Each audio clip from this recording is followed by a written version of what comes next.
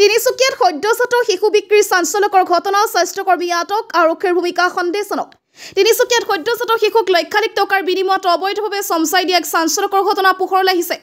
ঘটনাত স্বাস্থ্য বিভাগৰ কৰ্মচাৰীসহ আৰক্ষী কনিষ্টেবলৰ নাম জড়িত থাকি আৰক্ষীৰ ভূমিকা সন্দেহজনক হৈছে ঘটনাৰ সূত্ৰপাত 13 জুলাই মাৰ্ঘেৰিটা FRU চিকিৎসালয়ত বৰডুমচাৰ মৰাণুপথিৰ এগৰাকী মহিলাই তাত এটি পুত্ৰ সন্তান জন্ম দিয়ে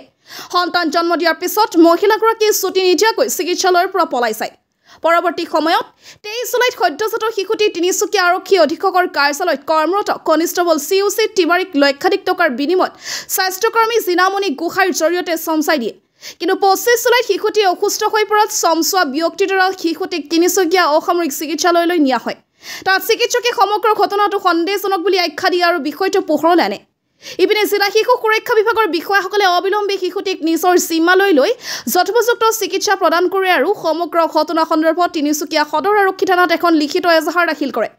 শুক্ৰবাৰে আৰক্ষীয়ে স্বাস্থ্যকৰ্মী জিনামণি গোহাঁইক আটক কৰিছে যদিও সদ্যজাত শিশুটি জন্ম দিয়া মহিলাৰ শিশুটিক চমচাই লোৱা আৰক্ষী কনিষ্টেবল COC তিৱাৰীৰ বিৰুদ্ধে আৰক্ষীৰ কোনো দৃঢ় পদক্ষেপ এতিয়াও গ্ৰহণ কৰা হোৱা নাই যাৰ ফলত আৰক্ষীৰ ভূমিকা সন্দেহজনক বুলি গণ্য কৰা হৈছে মাৰ্ঘেৰিটাৰ পৰা ব্ৰিজ সাগৰৰ report north east frontier news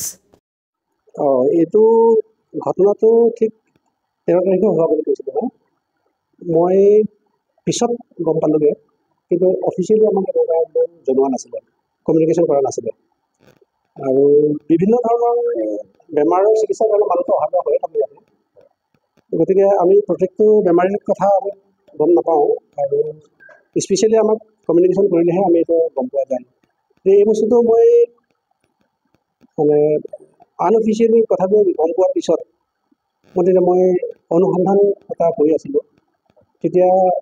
আপুনি কোৱা কথাটো মই মানে গম পালোঁ মানে এতিয়ালৈকে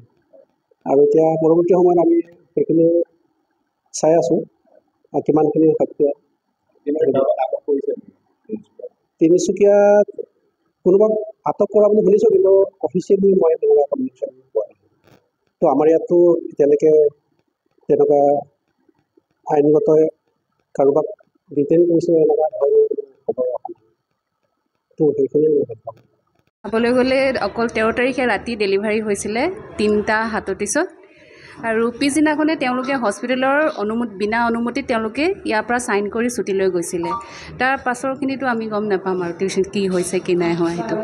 লগত কোন আহিছিলে তেওঁলোকৰ কোনো অহা নাই অকল এগৰাকী ছোৱালী আহিছিলে তেওঁলোকে পিছদিনাখন কৈছে যে আমি ইয়াৰ পৰা মানে ঘৰত কিবা অসুবিধা আছে চাগে তেওঁলোকে ক'লে যে আমি ইয়াৰ পৰা ছুটি লৈ যাব বিচাৰিছোঁ তাৰপিছত মই ইয়াৰ হস্পিটেলৰ যোন ইনচাৰ্জ তেওঁক সুধি ক'লোঁ যে তেওঁলোকে এনেকুৱাকৈ যাব বিচাৰিছে কি কৰোঁ তেতিয়া তেওঁ ক'লে যে তেওঁ টিকেটত তোমালোকে চাইন কৰি কেনে পঠিয়াই দিয়া বুলি তেওঁলোকক যে কৈছিলোঁ আমিতো ইয়াত 48 আৱাৰ্ছৰ মানে ভিতৰত আমাৰ ছুটি দিয়াৰ সেইটো কোনো নিয়ম নহয় তেওঁলোকে ক'লে যে কিবা ঘৰত কিবা অসুবিধা আছে বুলি কৈছিলে অসুবিধা থকাৰ কাৰণে আৰু সেইটো আমি তেওঁলোকে নিজে চাইন কৰিছে টিকেটত চাইন কৰি ইয়াৰ পৰা ছুটি লৈ গুচি গৈছে লৈ আহিছিলে কোনে ইয়াত আশাগৰাকীয়ে লৈ আহিছিলে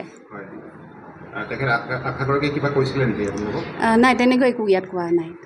আৰু ইয়াততো ধৰক আমি এতিয়া যেতিয়া পেচেণ্টটো আহিছে আমিতো ডেলিভাৰী কৰা কাম আমি কৰিবই লাগিব সেইটো সেই সময়ত মাতৃগৰাকীৰ কণ্ডিশ্যন কেনেকুৱা আছিলে তেওঁ সুস্থ আছিলে শিশুটিও সুস্থ